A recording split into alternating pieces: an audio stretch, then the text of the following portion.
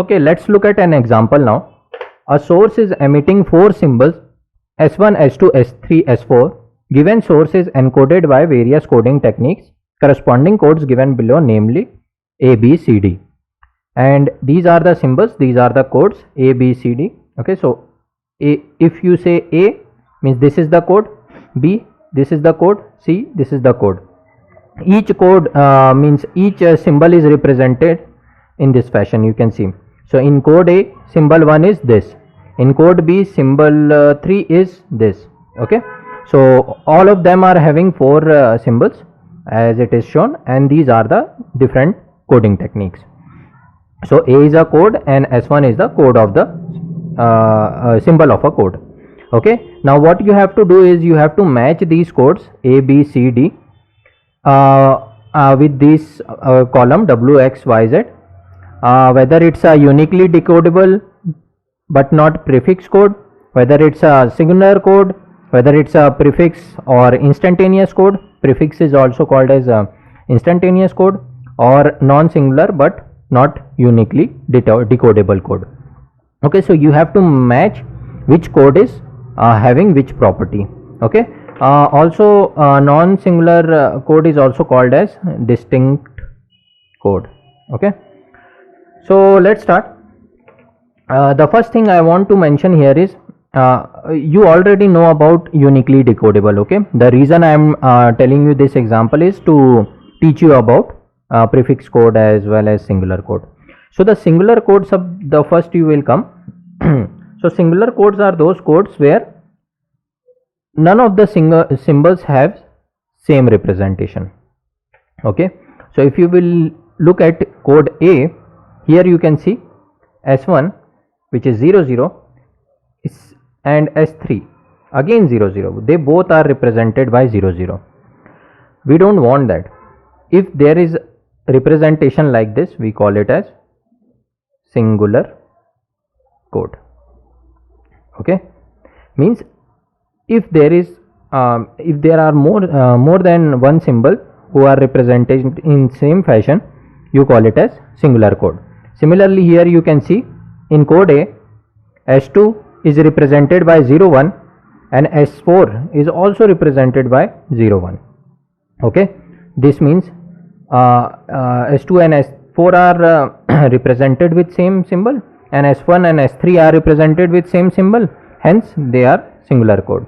Whereas if you will see other codes, let's say C, if you will see, so 10, 00, 11, 110, each of them are represented in different fashion.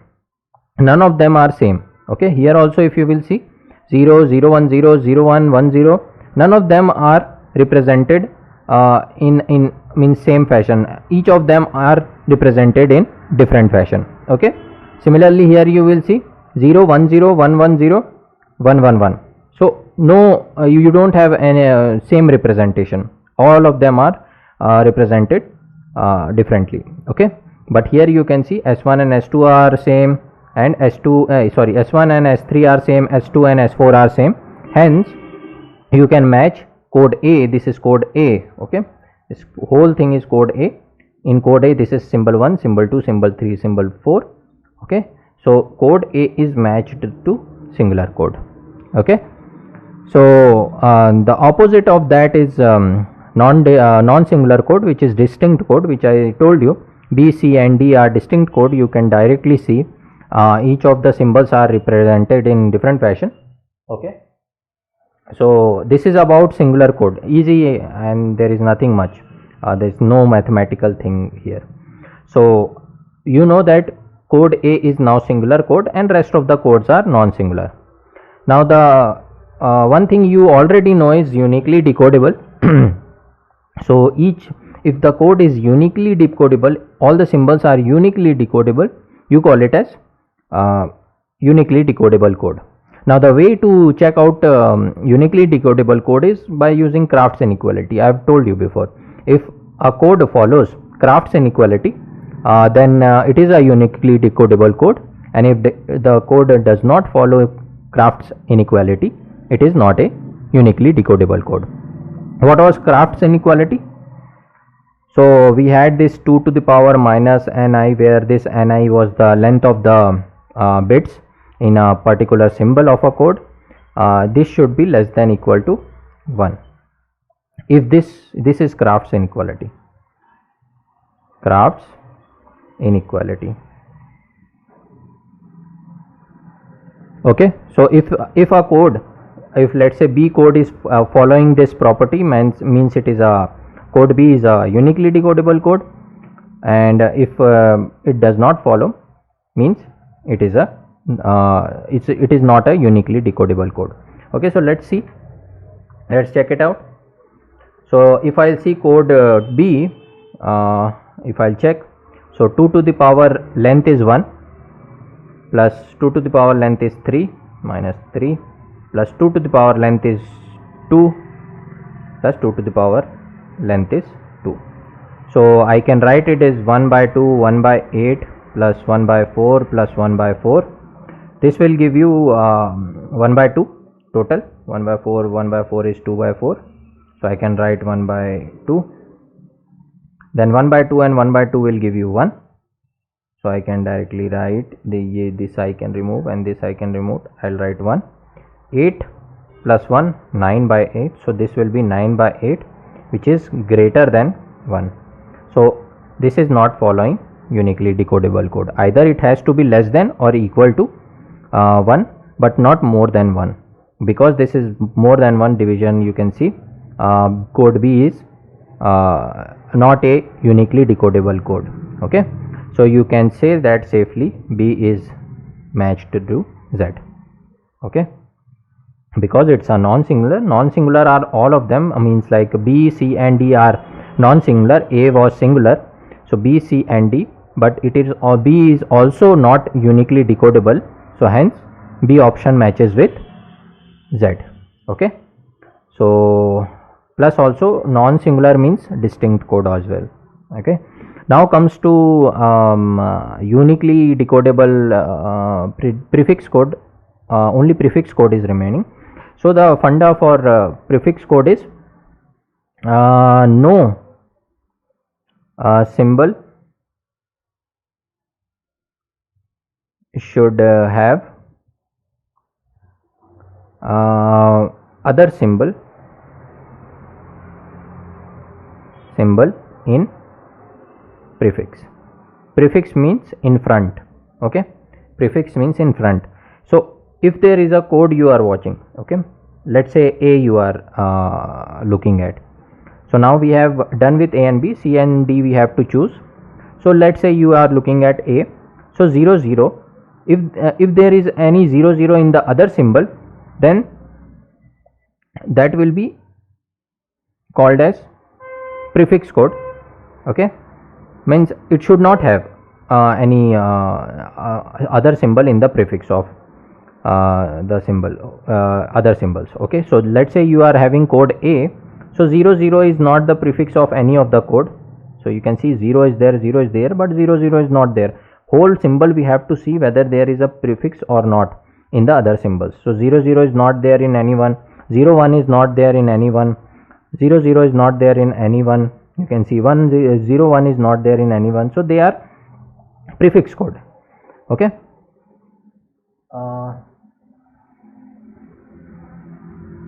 and let's say this one, code C.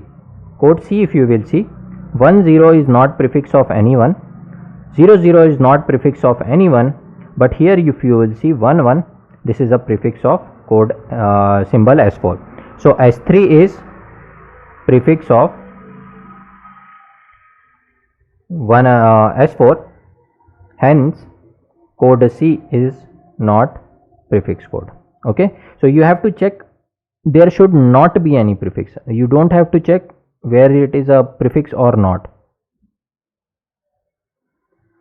Okay, so you have to make sure of that. Here you can see S3 is the prefix of S4, and that's the reason C is not a prefix code, D is one. And if you will see D code, 0 is not the prefix of any of the other codes, 1 0 is not a prefix of any of the other code, 1 1 0 is not the prefix of any of the other code, and 111 is also not a prefix of any other code. So surely you can match C with W and D with Y. Okay, so C is a uniquely decodable but not prefix code. Okay, whereas D is the prefix code, which is also called as instantaneous code. Instantaneous code means like you can instantly decode it. Okay, if you will see the code, you will directly, let's say you are receiving some 101100, this is what you are receiving in the receiver. So directly you will check with the code. Code D is sent, let's say. So 10 I saw, instantly I will say 10 has been sent, symbol 2 was sent. Then I saw whether there is 1, there is no 1, there is 1 1, there is no 1 1, but there is 1 1 0. So this is S3 was sent, this is S2 was sent. 0, I will see that instantaneously. You don't have to look for the future bits, directly you can check it. Okay, so S1 is the symbol sent. So this is how it is called as instantaneous code. But the more logical thing I would say is prefix one, that will give you a visualization how to check. So prefix code is instantaneous code, you can remember, and but prefix code is, I would say, you should think of, because prefix will give you whether there is any prefix of other symbol or not. So directly you can check. Whereas if you want to check the uniquely decodable property of code C, you can also do that. 2 to the power minus 2, 2 symbols, plus 2 to the power minus 2, plus 2 to the power minus 2, plus 2 to the power minus 3. Okay, so this is 1 by 4, 1 by 4, 1 by 4, so 3 by 4 plus 1 by 8. So if you will write, take LCM, 8, 6 plus 1 7, 7 by 8. So you can see this is less than 1. Okay, so you can also check the uniquely decodable property of code D, that is also uniquely decodable, I think. 2 to the power minus 1, 2 to the power minus 2, 2 to the power minus 3, plus 2 to the power minus 3. So 1 by 8, 1 by 8, 2 by 8, 1 by 4. This 2 will give you 1 by 4, plus 1 by 4, plus 1 by 2. This will give you 1 by 2. So 1 by 2 plus 1 by 2, this will give you 1. Okay, so we are allowed till less than equal to 1, hence this is also a uniquely decodable code. Okay, so now you are aware of singular code, prefix code. So I hope prefix code is clear. So let's say let's say we have a code E and it is represented in the same fashion, but let's say I'll write 10110, then 110111. This is how I am representing the code if, and let's say this is 10. Okay, so you can see that this code is prefixed to this code here, and this code here you can see there is no prefix. But if I'll say now 0 1 0 1 1 0 1 0 1 1 0 0, okay, then 1 0. So you have these two codes, E dash, let's say F I'll write. So F I'll write. So here you can see that this code is prefixed to this symbol. This not code. This in this code, this symbol is prefixed to this symbol. S4 is prefixed to S2. Similarly, here if you will see, S2 is prefixed to S3. Here you can see, and that is how you check whether there is prefix or not. If so, E and F are not prefix code, because there is prefix actually. Here you can see. Okay, so that's the reason. That's how you check. So if there is prefix in the code, then it is not a prefix code. And distinct and non-distinct, you can directly see that if two symbols are represented with same symbol, two symbols are represented in a same fashion, then it is not a distinct code, it's a singular code, prefix code, uniquely decodable code. Okay, so what we actually desire is we actually desire non-distinct code. We want, because whenever you will send code A and let's say you received 00 in the receiver, you are not aware that whether it was S1 or S3 which was sent from the transmitter. So we prefer singular code, non-singular code. Then uniquely decodable code we prefer. You know that it will have a function of decoded uniquely. So uniquely decodable code, we want a singular code, then plus we want non-prefix code. Okay, because if you will receive a stream of bits 1 0 1 1 0 and some sort like let's say this one, see, so 1 0 0 0 1 1 1 1 0, all the bits. So if you will receive the stream of bits, you can say this is C, you can say this is C, S1 symbol, S2 symbol, but here you will get confused whether I'll write let's say let me modify. So let's say this. So this is what you are receiving. So you will not be sure that whether S3 was sent, okay, sorry, S4 was sent, or whether S2 S3 was sent. Okay, so you are receiving, again I'll do it, 1 0 0 0 1 1 0. So by looking at this, you saw that S1 was sent in the code C we are looking at, S2 was sent, but looking at this code you will not be clear that whether S3 was sent or whether S4 was sent. Okay, so that's the reason we don't prefer prefix code. We prefer non-prefix code, uniquely decodable, and non-singular codes. Okay, so this was the just an small example to give you more about other kind of codes available. I hope you got it.